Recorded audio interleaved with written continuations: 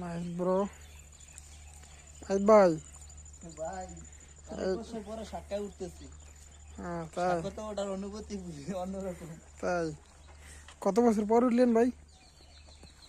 প্রায় 6-7 বছর হবে। তাই